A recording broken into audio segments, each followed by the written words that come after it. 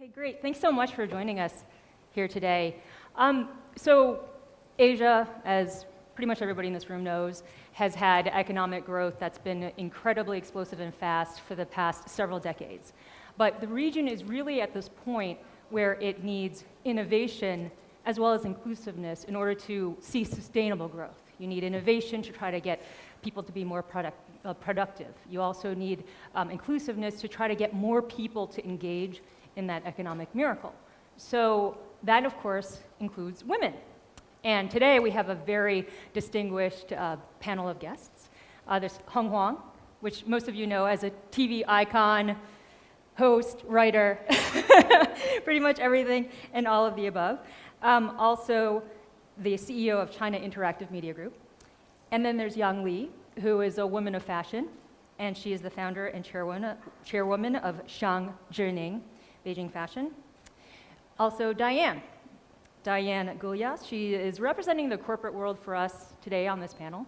And she is a former president of DuPont and has been working there for over 30 years. Then we have Sung-Joo, which most of you know as an incredibly accomplished entrepreneur in South Korea. She is the chairperson of Sungjoo Group and MCM Holdings. Now, because this panel is about inclusive growth and inclusiveness, I think it's really important that all of you are included in this discussion. So I'm just laying it out now for you just to start thinking of questions that you want to ask them, and I'm going to come back to you.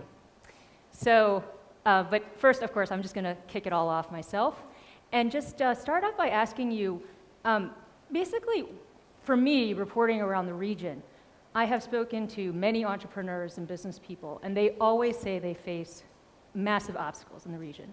So what are some of the obstacles that you've faced, and what have you done to really overcome them? Anybody want to start? I think one of the, this is English or Chinese, or it doesn't matter, right? English. Okay. So one of the things that I think in Asia, as a woman entrepreneur, as myself, is that there is such a, because the growth is such a phenomenal thing, if you're a female entrepreneur, everybody is telling you you have to grow faster, and you have to be bigger. But sometimes innovation doesn't need to be bigger. It just needs to be better.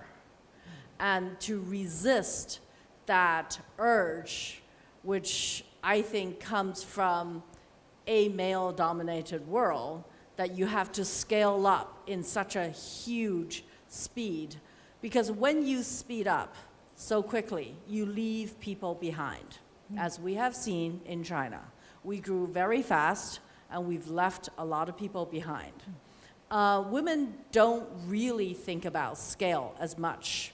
And I think as a woman entrepreneur, it is extremely important to stay the course and not let people push you into growing too quickly, so that your company, either you lose control of your company, or the fact that it is not being shaped by you, but it is being shaped by a lot of financial interests that might not serve your interests at the end of the day as an entrepreneur.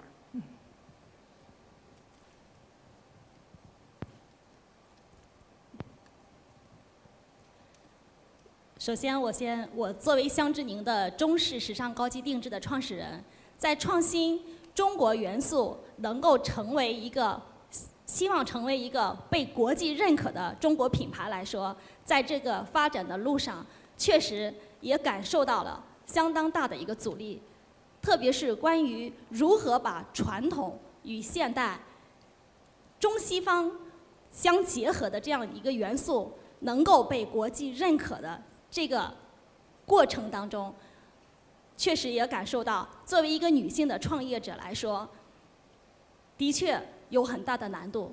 但在这个过程当中，我感受到，就是你要坚持你内心最原始的那个出发，那个发心一直在坚持，跟你的心去相连接。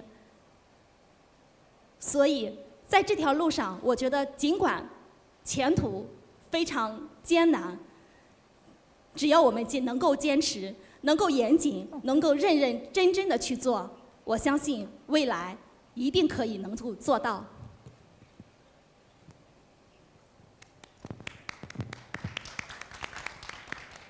So I'll talk about inclusive innovation from the point of a big company, DuPont. And I'll start by saying we're not the people that make lighters and pens. We are the DuPont that makes seeds for corn, rice, soybeans. We make high-performance plastic materials, which is the business I run. And we also make really innovative products like Kevlar, Teflon, Nomex. My first trip to Beijing was 12 years ago, and I was here to talk to the Chinese police about why they should have more Kevlar vests to protect the police officers. And I remember that as being a very important meeting to talk about how to help save lives. But our company has been around for 212 years, and we're one of the oldest on the Fortune 500. And the secret to that is our ability to continuously innovate and reinvent ourselves. You know, the first 100 years we made explosives, we don't make them anymore. In the 50s and 60s, we made all of our profits on textiles like nylon and Dacron and Lycra. We don't make those anymore either. So we've constantly been changing our portfolio. And I think in order for you to last a very long time in business, you have to constantly be innovating and reinventing and recreating. And no company does that by themselves, you know. So for instance, how we do that in China, we have a large presence in China, over 4,000 people. And we have 400 scientists and engineers at our China Technical Center who work in partnership with companies like Lenovo and Cherry and BYD and the hundreds of people who supply them. Many small companies that make small parts or hoses or tubing or little individual parts, and we help enable what we call inclusive innovation. We have a network of innovation centers all around the world, 16 of them. They're in China, Korea, Taiwan, Thailand, Istanbul, Moscow, where we bring people together in partnership to talk about how we can co-create, how can we work together to solve big problems, to create new materials, to solve the problems of our customers and our customers' customers. And in the end, we believe that is really the formula for success for a company to last a long time, is this partnership with the supply chain. Oh, since I spoke a lot, I decided not to speak a lot, just simple. In fact, Diane confirmed when she traveled to Korea what the worst environment for women to excel or participate in business still is. But for me, as I said, about 23 years ago, kicked up from the family, when I engaged this business, most of the deals done through so-called big boys club, habit drinking parties, geisha party, bribing, and all the related, their hometown and school link, that only exists, very difficult to penetrate. But for me, instead of crying over, as I said, just I said, well, we are the excluded, therefore, why don't I think out-of-box thinking? So for me, innovation is not belong to scientists or engineers. It's just a way of a different way of looking at it already innovation starts. And therefore, also very different revolutionary way of approaching that task or that problem. That's also another innovation. So women are perfect in a sense that taking on most of our advanced, let's say, as I mentioned, my company was one of the early adapters for IT. So we try to be much more accurate, faster, and we just try to be smarter than other boys ahead of the game. Now, one last thing we are working on in terms of luxury space we are in. Now, my thinking is how can real science can engage in fashion. So biotech, nanotech, a lot of things going on. This is amazing. So like a rare of computer, because now future generation, we talk about millennial generation, the way they relate themselves to any kinds of industry, any kind of consumer products, very different from us. I think the best way, I think women's soft power can make it through. So I said I was going to have you guys ask some questions. So does anybody have any questions yet? There are mics that are going around the room. I know you want to ask them questions directly. So does anybody want to ask any questions? Come on, come on, come on, come on. I mean, this is coming as an Asian woman. I know that everybody always thinks they have a question, but they don't actually want to get up and ask the question. This is the perfect place to actually ask the question if you want to ask the question, because all of them really want to answer your questions. So, okay, I'll give you guys a little bit more time. And instead, I'll ask another question for you guys. Do you think, I mean, how do you encourage more women to enter the workforce from a policy perspective? What do you think countries should do?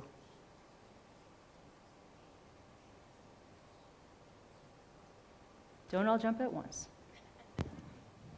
I think there's a lot one can do in China to actually encourage women to become, number one, to encourage women to enter the workforce, and two is to encourage them to be independent and become entrepreneurs.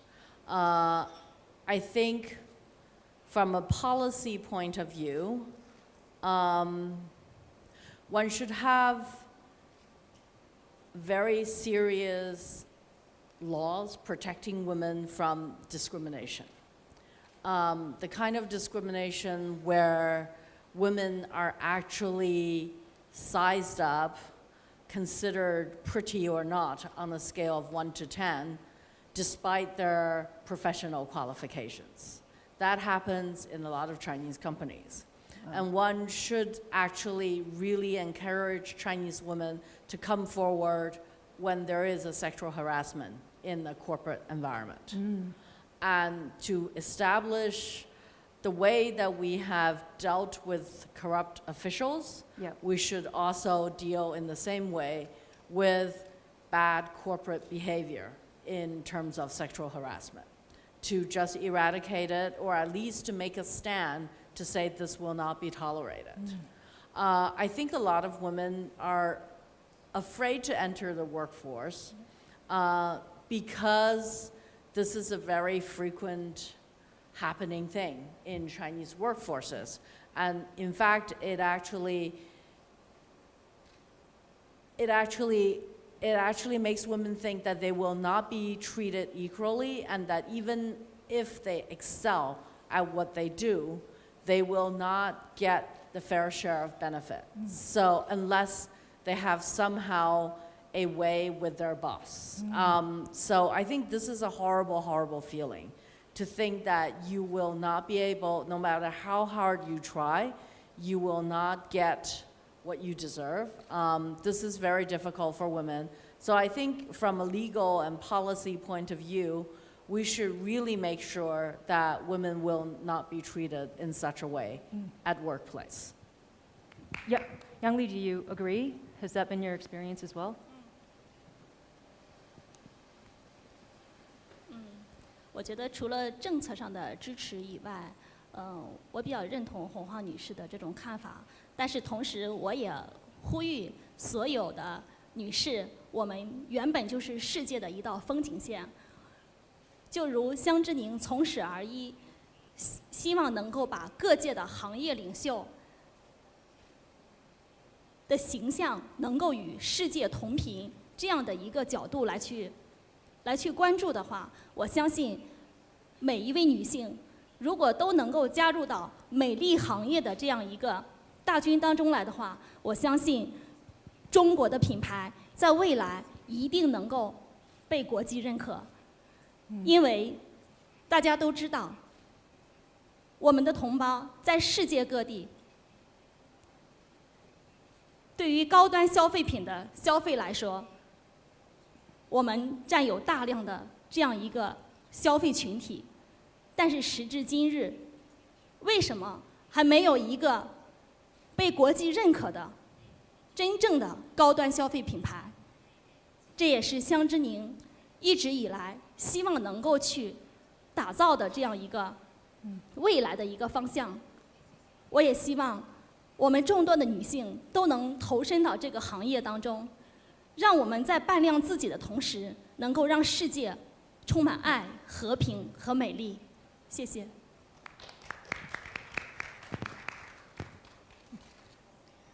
So at DuPont here in China, we have quite a few women. We probably, on a percentage basis, have as many women in China in management positions as we do in the US. And so I think there are two things that companies like ours can do. One is to make sure that senior women are helping younger women, you know, that are role modeling, are coaching them, are talking to them about their careers and really helping them. And I think the other thing that's important is that companies have to be flexible. Most women are working 2, if not 3 jobs. We heard it yesterday. We're working the job, the company who gives us a check, where many of us are mothers and taking care of our children, and then our third job is taking care of our parents. And so many women have multiple jobs already, and I think companies need to understand that, and they have to make room for that and not encourage them to work very long hours, to give them the flexibility they need to perform and be happy. And when companies do that, women stay with them. Women say, this is a good employer. You know, I've been with DuPont for 36 years. Most people with DuPont, believe it or not, stay 20, 30 years because good companies make it a point to help the women stay in and a part of the workforce. And just a small commercial, we're gonna hire about 200 people over the next year. So feel free to send your resumes to DuPontChina.com. Well, around more than 12 years ago, maybe 14 years ago, when Korea faced the Asian financial crisis, and McKinsey consulting firm made interesting analysis why double-digit growth economy like Korea faced such a critical crisis, economic crisis, which is quite unheard before. And one deep down analysis was interesting because lack of women are involved. So they made 3 very strong recommendations. Maybe it could be applicable to other economies too. First recommendation was, why don't we make economy as a more state-owned or state-run to be more market economy? Yep. It means more fairer, more transparent, and more open. Second recommendation was before it used to be very much conglomerate, big company driven, to be more small, medium company drive, which is another shift. There's where the women's opportunity coming in. Third recommendation was because of that, try to maximize women, which is half of population, which we should not ignore, because now 21st century, as I mentioned, knowledge-based economy only matters brain power, nothing else, not muscle power. It means that as much brain, especially soft power brain like women possess, absolutely need to be integrated. And also they also recommend at the same time even handicapped people, including women who cannot move, but we can provide them with the computers. They can still participate any database management or call center, and a lot of things they can participate valuable as labor. And also retirees, because now we live longer. And so it was very interesting recommendation, but why women cannot return back to workforce? That was a McKinsey analysis. Very simple reason, child care. So either women give up marrying, or even they marry, they don't produce children. That eventually make aging society, which is detrimental problem for any economies, which Japan already facing. Yeah. Korea is a serious facing. We are lowest birth rate now, and China will be. So I say women finally retaliate. So they don't want to produce more babies. That's the problem. So how can we really integrate women? It's not women's issue. It is most critical, absolute necessity. Any of economies that want to be competitive in 21st century, they must work on this women issue together with the government and man. Yeah. So how can you do that? Simple. Opening more child care center. Even in China, I heard now you allow more than 2 children can be produced. It means that as a mother, really, I have a child, so I know the agony you have to cope with running a household and running your own company and looking after the baby, triple burden. So how men can share, how government can take care of, but more of that, how we can create more entrepreneurship. Women can open franchise about the best child care center every corner around the cities. That's a good solution. So that's one thing I want to say. And second is also how corporation can allow part-time. So really seriously. So, now cloud and new mobile office can enable women, even they take care of their children and rearing their kids and their hand, they can do that. So I think we should encourage more for that. And third is like eBay. Now they can create, really their own little business out of microfinance, can make a ginseng cookie or or chocolate chip cookie, and they sell it to eBay or any other open e-commerce site. They can create a global business out of that. So all these things need to be very strategically encouraged to bring more women in. Yeah. So I'm jumping in again. Would you like to ask a question? Yep.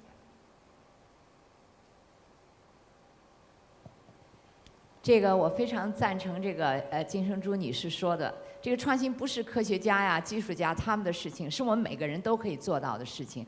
就是我们的工作可能是一个很小的创新，会引发一个很大的改革。那么现在我的问题是想问黄女士的哈，因为我们05年的时候，不知道你记不记得，吴老师还有我还有您，我们一块儿在法国参加了那个多维尔的这个经济论坛。那么回来以后呢，您给我来过一个电话，说您在798是吧？我就对这个798的这种创新非常感兴趣，因为它从一个工厂式的这样的一块厂房，一下子变成了一种抽象艺术的这样一个殿堂。我觉得这种创新，我就想问一下黄女士，你觉得它的最根本的东西是在哪儿？它会引起这么大的一个轰动，其实就是一个工厂，但是变成一个高端的艺术的这种殿堂。所以我觉得它可能会对我们进行这个创新会有一种启发。谢谢。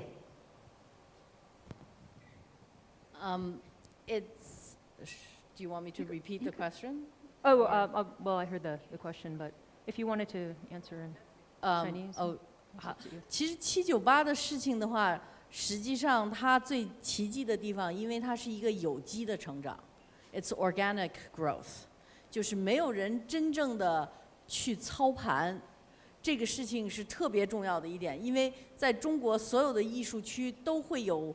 要不然房地产商，要不然某一个总策划，要不然是政府花很多钱去操盘，而这些所有的有人操盘的艺术区都没有798成功，其原因就是因为798是 organic， 就是它完全是自然的，根据有机的，根据市场的需求发展起来的。798最刚开始的话。是因为中国有很多艺术家，特别是雕塑家，他需要很大的空间，因为雕塑家有时候做很大的雕塑、城市雕塑的时候，他需要像厂房那样的空间，而且他需要吊车呀这种样的工具在那儿。那么自己去建这个很麻烦，而798当时已经是被抛弃的工厂，而这个工厂当时只是给很多外地的。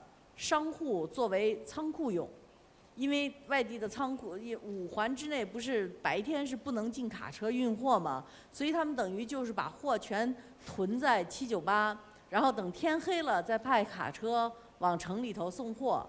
但是所以那个地方的房价特别低，所以就特别适合艺术家、雕塑家拿这个做他自己的工作使用。798就是这么样开始的。所以我觉得有的时候的话，如果我们学会让市场它自己的去平衡这些事情，而不是太多的去有点是就是过分的策划、过分的设计，它自然发展的这个规律的话，反而创造出来的东西会更加真实一点，而且更成功的代价也就更小一些。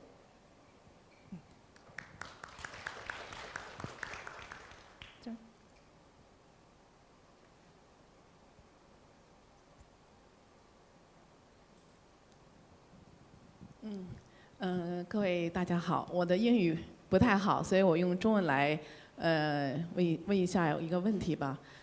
首先我非常感谢思维投资的这个龚女士，然后资助我这次参加这次的大会。因为我个人要出这样的费用可能有些困难。我来自一个北京的公益慈善组织，它叫北京市红丹丹市长文化服务中心。我们这个中心是专门帮助盲人的，我是这机构的创办人。那么我想问的问题是什么呢？因为我的机构从我2000年开始有一个想法，到现在机构已经走入了正轨。去年已经被北京市民政局认证为民非组织，所以它从一个草根成长为一个比较规范的一个 NGO 组织。我现在存在的是一个非常重要的一个转型的问题。那么我们在这个过程当中也一直试图能够自己造血，然后通过设计产品来养活我们自己这个机构。我们也不想总是跟人伸手要钱，所以在这个过程当中我也遇到了很多的问题。这2天我特别高兴，然后听到各位的老师。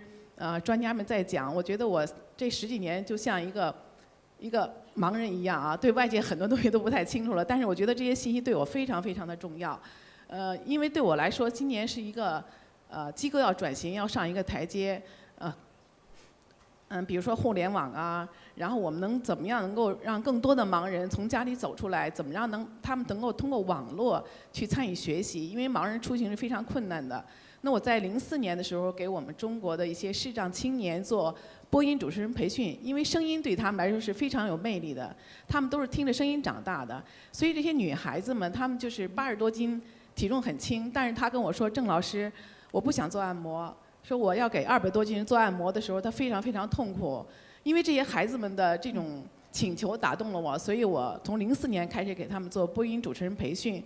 可能我们在座的有些朋友知道，前2年有一个盲女孩参加播音主持被拒考的那个事件，叫董丽娜那个女孩，她是我的学生，所以通过为她去提供专业教材的制作，然后帮助她去申请，通过自学考试的方式获取这个本科专业的过程，对我来说是一个非常激励的过程，也是对于视障女性就业的问题是一个非常深刻的这样放在心里要去做的一件事情。那么今天来到这个会场，我特别的兴奋，就是我看到了很多的榜样。我是想，这个问题挺多的，我是想我应该怎么样去跟各位建立一个很好的关系，能够学习到更多的东西，使我的这种助盲的这个工作能够做得更远，走得更远。就是我也给大家介绍一下。我们做的一个产品。I think what's also interesting about the point that you're making is the importance of the internet and technology being able to enable a lot of people who traditionally seem to have fallen behind.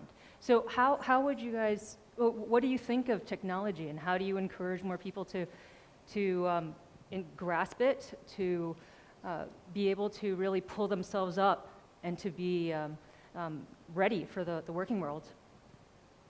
Please, anyone? I think the internet has been a great enabler. As far as charity concern, nonprofit organizations, we just learned in the past week, all you have to do is dump some water on your head, right? That's right. And you'll raise a lot of money as long as you have the internet. So I think if you're a charity organization, it is, I'm really happy that you have discovered other, aside from, massage and that there are other things for people who are vision impaired to do. But I think there must be a lot more. I mean, on the internet, I think if you search, there must be other jobs, training that is not service-oriented and things that is to do with technology and computer that I think vision impaired people can be engaged in. I'm not an expert in it, but I think internet will help you to develop a lot more career that for them than the traditional what we think that vision impaired people can do. Sung-Joo, I see you nodding. Yeah. Well, is there any stigma with, because a lot of times people talk about technology and they say, well, it's even more of a man's world than, or maybe Wall Street as well, but I think that in technology you have a lot of men in technology and that it's difficult for women to break in. I mean, would you agree with that perception?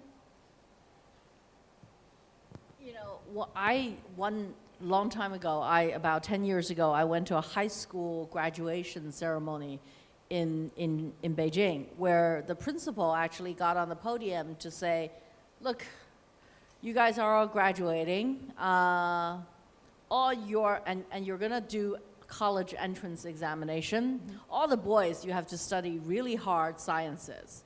And girls, you know, make sure your Chinese sentences make sense. You know, you don't have the brains to crack science.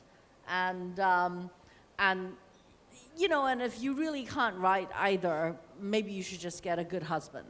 And this is the high school principal, and I think I had the urge to go up and just push him off the podium to say, this is so wrong for you to say that to a room full of high school graduating class. This is just not right. But I didn't. I let him finish, and I tried to say what I was there to say. So I think there is a stigma about women are right-brain people, Yeah. and that our left brain somehow are impaired by all the emotions that we have. There's a book called The Era of, I think, there's a book called Right Brain Thinking that has come out, and I really recommend every woman to read it. And it helps you understand how the brain works, and also helps you understand how right brain, which helps you to do conceptual thinking, is extremely important, not only before, but also in the future. And I do think that we do face against a lot of prejudice when it comes to logical, linear thinking, scientific development, which I think we should really try very hard to tell ourselves that that is not true. Because I went to a college in the United States called Vassar, which used to be a women's school. And because Vassar continually pushed for sciences, we now have a Nobel Prize winner who is actually a Chinese woman from Hong Kong.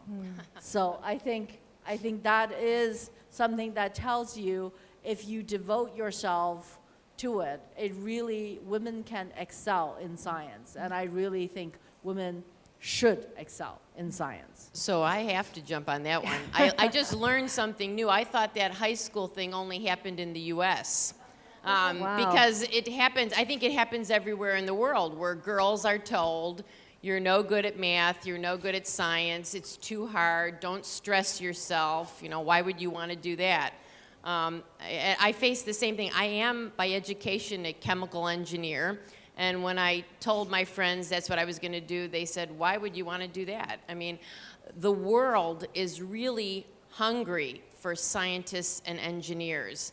And there's no reason why that void that exists today, every country needs more scientists and engineers. The US needs more scientists and engineers. China needs more scientists and engineers. I venture to say Korea does as well. And there's no reason why that can't be filled by women. Talented women who have the guts and the courage and the determination to take the harder road. There's one thing just I want to add up, in a sense that, like now, finally, all the automotive companies like Mercedes-Benz, BMW, Audi, they start to, first of all, invite more women board members, and more women coming into their technology, engineering, R&D center. Why? Because by the end consumers are women.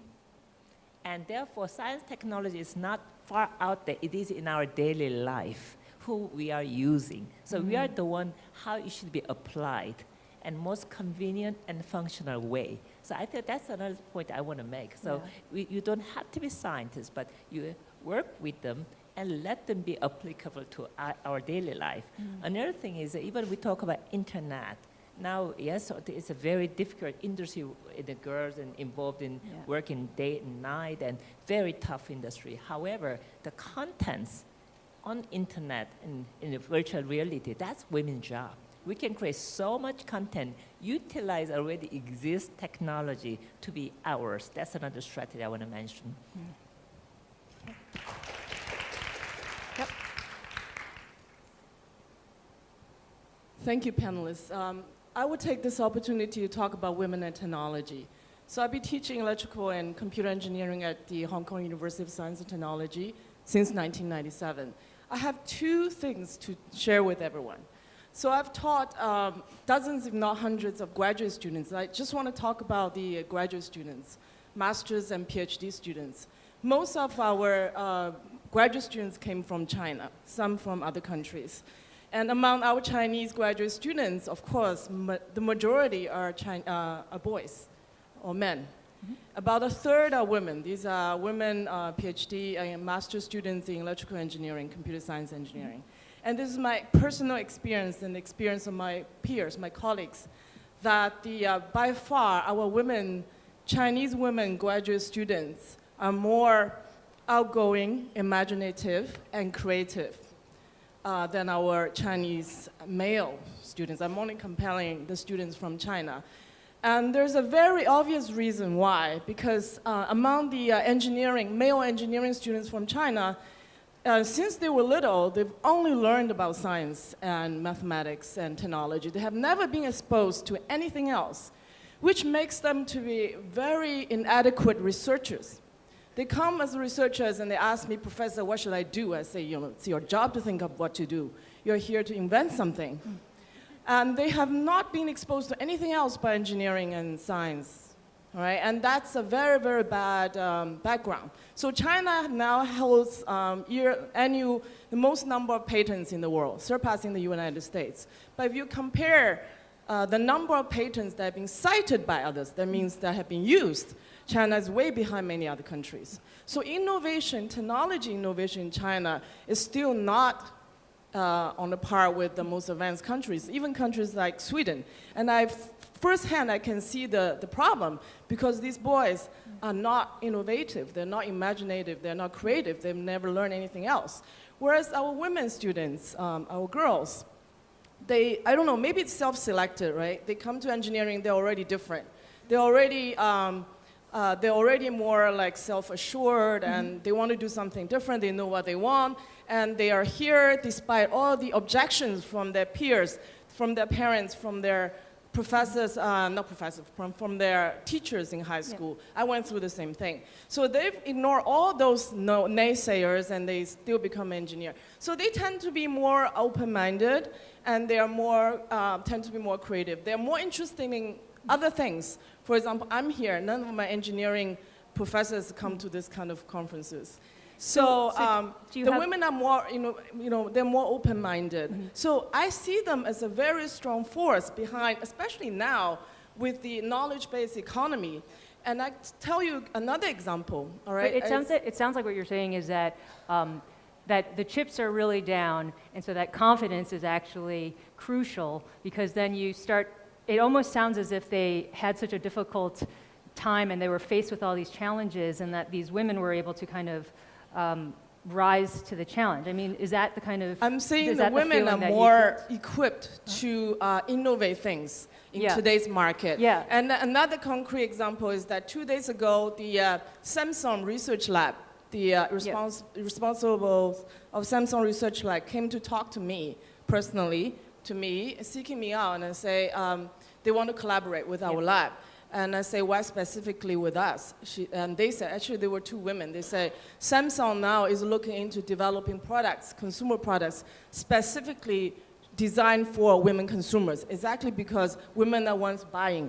You're the ones buying, so they need to design for women. But I want to pick up on your points and let the panelists weigh in as well, because it is interesting. I mean, do you find that women the young women are more equipped these days, either in technology, or do they have special skills, or is there anything else that's happening with young women today? So I think what the professor has said is extremely important, because I think what she said should get out into the world and let women know that they are good at innovation. In fact, sometimes they're better at innovating Yes, that's what I than wanted their to say. male counterparts. And I think that is a very, very important message. And if women knew that, rather than my high school principal who tell them they cannot, that this is a very empowering story. I'm very thrilled to Please hear tell that. people Yeah. that. How Our about you, best Diane? It looked students like you all- were picking up your mic. No, I think your observations are spot on, and I also think they're universal. I don't think they're just pertinent to China. I see that in Europe, in the US. I think that the women who do survive in engineering and in the sciences are more confident because they've had to be. They're more creative, they're more innovative, and really that comes back to the subject at hand. The subject we were asked to talk about today is how can inclusive innovation help make us more successful? And I do think that that's important in this next phase of growth in China, that innovation, and I love the fact that Samsung came to you, because just as Ms. Kim said, you know, women are buying half of the computers of the world and half of the cars and half of the refrigerators and appliances, if not more, right? More, actually. Exactly, probably more like 70 or 80%. We should be involved in their Right. design, In the in their design. creation, and what new features they have and what they Exactly. look like. Yeah. But unless we have women engineers and women scientists Yes. working in partnership to do that, we won't get our seat at the table. We won't be Exactly. able to bring that creativity. But here I just want to come out with there's no man and woman here, because future era, 21st century we live in, is a really truly knowledge-based economy. Only brain power matter. Therefore, yes, women used to be excluded, but not, now I want to say even in Asia, it's very patriarchal, hierarchical society. Often not only women, young man generation ignored also. So it's a matter of how we can really encourage young men who are coming into major role. Yeah. For instance, when I was in Davos last January, very interesting session I was sitting in. AI, artificial intelligence, they are replacing all our labor force. So in Europe, more than 60%, even Spain, young people not employed. It's a big, big, serious social problem, incurring everywhere, even including now even Korea. Why is that? It's not because of economic recession, but more so is because robots and artificial intelligence, they replace human skill sets. Yep. So just push one button, done, 10,000 people job within 1 hour. Yeah. So we don't create more jobs. So the question is really robots and artificial intelligence replace us? Is it really humankind crisis situation? Not really. I think we should be very creative, and we call it also emotional conscious, which women possess a lot. All these things need to come in to create superior level of brain work. We should not be replaced by this artificial intelligence. So one thing I want to suggest is an educational system, the current one. We talk about all these Ivy Leagues and where you send your kids, and all the Korean women, they are possessed to send their kids to best school, which is wrong. Tiger mom, I think is very wrong. The current now education system is irrelevant for current industry now. So what I want to say is I think new education system need to be incurred. Yeah. And also I would suggest that conversion between technology, science, and art and humanities got to come together, really create a balanced brain power, more competitive than robots and artificial intelligence. That's a far more serious now method than women-men things now. Yep. Young? 像作为说高级定制这样的一个行业来说，大多数的时候，可能我们都会认为理所当然的这是一个女性的世界。的确，在我的团队当中，也绝大多数都是经历了有20年以上的有工艺师这样的工艺师团队。所以说，大多数时候，我经常戏称我们的团队说，我们是一个非常棒的娘子军。但是其实，在这个工作的过程当中，我也发现有很多的优秀的男士，其实他们的创意对于做无论是男装也好、女装也好，他们的创意其实是更宽阔的，因为他在设计的这个过程当中，他不仅仅是从自己着装的角度去看，他看的是怎么样让美丽去展现，而不局限于男性或者是女性。在这个过程当中，其实我特别认同金圣珠女士刚才所说的情感，你所赋予了每一位合作的伙伴，当给了他情感上的一份支持，给了他一份自由的空间去想象的时候，其实创意是可以无限的。我经常跟我的客户说，我说其实我们每个人都是一个设计师，我们每一个人心里都住着一个天使。我说我就是帮助大家能够去实现各自梦想的那个高级裁缝。其实设计是在每个人的心中，而不局限于说我的设计团队。所以我觉得创意是无限的，男士也好，女士也好，只要我们给了他无限的自由，创意永远可以存在，永远可以无限的去扩大。谢谢。I think we have only maybe one more question, or maybe we're here on that side.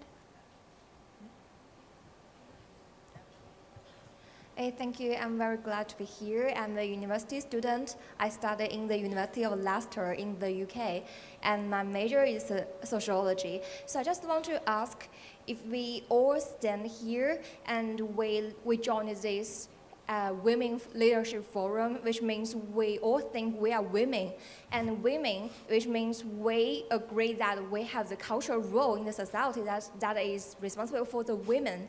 So I just want to ask all the successful women in the stage that what do you think women means? What does the women's role in this society? I'm sorry. So that's my question. Wow, that's a very Thank you. Broad question. What is women's role in society? What is the women's role? More specific, because if we don't think we are female, definitely, but we don't think we are men and women means culturally we think our gender is women, not female or male. This is different. So I just want to ask, what does women mean in the cultural role, and what is the responsibility we should take in this society? Thank you. I think one of the most important things, and I think why conferences like this are important, is that women should have a voice in society. People should hear what women think. We should believe that almost every issue there is a women's point of view versus a scientist's point of view versus a man's point of view versus it is valid. What we think is very valid, and it should be heard. I think that is the first thing. Well, actually, my daughter, 24 years old, told me that in their era around my age, there will be no men and women issue. Yeah. Maybe we have to look after men more. And so what I want to say is, in fact, last night, at the dinner, we talked about how we can make this women's forum can be something taking on true great initiative to do something about this. And also this morning when we VIP kind of a breakfast gathering, we say, why not take this APEC Women's Forum, take real, true, serious initiative to create some online platform to open up the dialogue, continuing dialogue of all these amazing issues you've been brought it out. And we like really young generation also participate, not only just in mentoring, but we want to learn from you too, and also beyond nation, states, boundaries, beyond any racial, any language boundaries, just we want to come up with something very powerful tool, carry on these very valuable dialogue, and come up with some solution together and make it happen. But one thing we should don't forget, we are not changing man, they will not. And we are not changing government, they wouldn't. We have to make a change our own and eventually make it happen. Thank you. Yeah, thank you so much. So we only have about 10 minutes left. I mean, the panel's been going by pretty quickly. So no, I'm going to leave it. I wanted to actually ask the panel for some final thoughts. And there are a lot of young people in the audience, and I know that there are a lot of people who are watching it as well on the internet. So I wanted to ask all of you, for young people who are just starting out, male or female, looking to get into the working world, wanting to start a business or doing something interesting, getting an idea out there, what advice would you give them? Maybe one or two tips. What advice would you give them? So I'll go first. I think the first thing I would say, if I was talking to somebody who was maybe 20 years old or 22 years old, I would go back to my own experience. And when I was 22, I'd studied chemical engineering, and I just thought I would be a great engineer, and I would work in a laboratory for the rest of my life. And other people pushed me. And I say, you know, if you'd told me 30 years ago I'd run a $4 billion business with 5,000 people reporting to me around the world, I would have said, no way. You know, and so I think I would say to somebody that's 22, try lots of different things. Stay open to possibilities. Don't lock down in your mind too fast what you want to do. Be willing to experiment those first 5 years. Try a few different things. Don't limit yourself. I found I limited myself, and fortunately I had mentors and people to help me who would say, no. Try sales. And I'm like, oh, no, I could never do sales. Or try marketing. Oh, no, I could never do that. And so I had people who pushed me into experimenting. And I think through that process of discovery, I learned that, you know, your career is really a journey. And each step of the journey teaches you a little more. Yeah.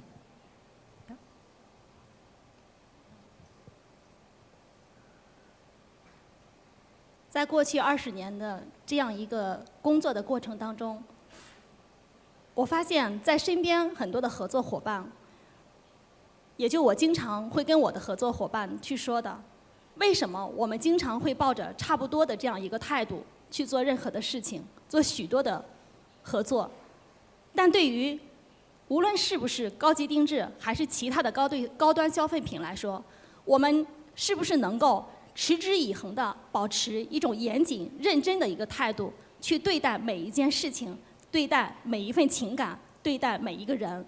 我觉得，在未来我们的年轻人当中，无论你当下所从事的这个行业是不是你未来一生要去专注的，其实不重要，只要当下这一刻认认真真的、踏踏实实的去做好，相信一定会朝我们各自的方向、未来的目标，每天都会近一点点。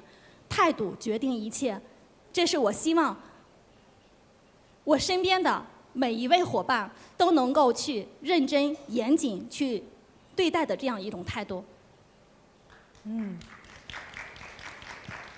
Oh, do you mind passing the mic?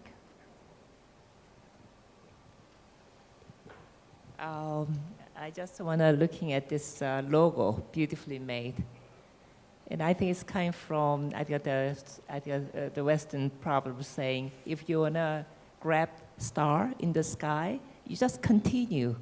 Even you have to climb the high mountain, you may fall down, you may have to walk through darkness, whatever, but go for it. Then eventually, even you may not really grab the star in the sky, but you will end in the top of the mountain.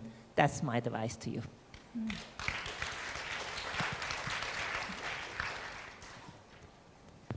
I think I have two advice. One is be nice, because women are, it's part of your nature to be nice, but also be bossy. And you can be bossy and nice at the same time. You don't need to be nice but not bossy. And to be you can be a nice boss. So don't stop yourself from saying, oh, I'm a woman, I cannot be the head of something. Yes, you can. And guess what? You're going to be nicer when you are the boss. So be nice and be bossy. Great. So to sum it up, basically be flexible, try a lot of things, keep trying, be very committed, be a very committed person. Endurance, reach for the sky, and be a bossy but nice boss. Yeah, be a nice boss. So great. Thanks a lot, everybody, for your time. Thank you very much, panelists, and thanks so much for taking part.